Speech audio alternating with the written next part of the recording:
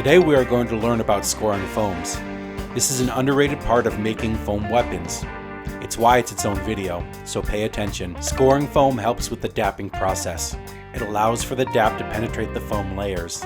This makes a tighter bond between layers.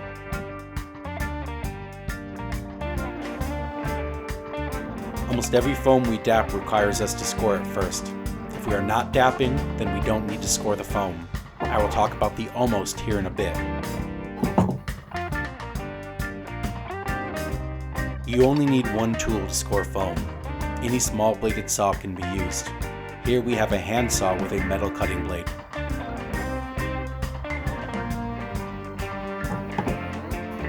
Let's start with scoring blade foam. There is a proper technique to score any foam. The key is proper pressure.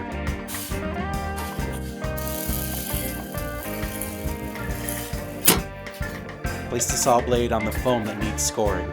Apply light pressure and pull the foam strip through the teeth. If you press too hard, you will shred the foam. Look here.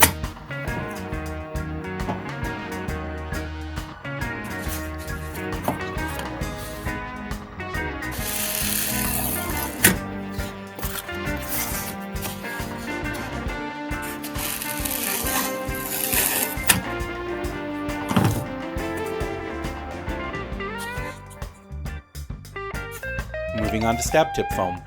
The technique is the same, but you have to apply more force. This is because the foam is more squishy and it needs more force to score.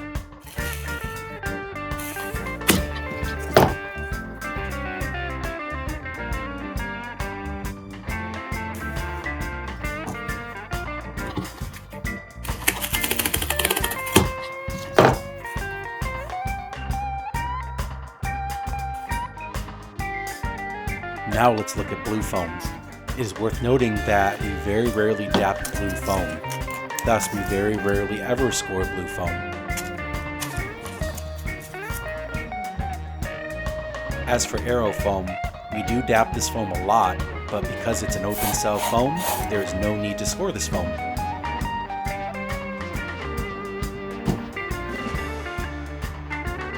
Now on to the almost, core foam. Traditionally, we would score this foam along with the blade and tip foams, but I'm here to state that this is unnecessary.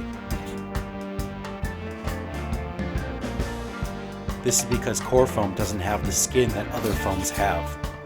The foam is already exposed, so the DAP will melt just fine without scoring. Months of testing tells me that the bond is just as strong. So to reiterate the foams we score blade and tip foam. Blue and arrow foam we don't. From my experience, scoring core foam is unnecessary.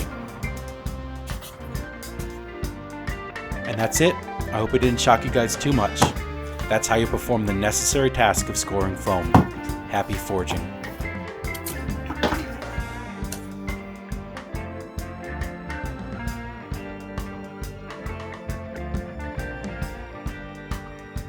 Seconds of me saying nah-uh-uh, nah-uh-uh.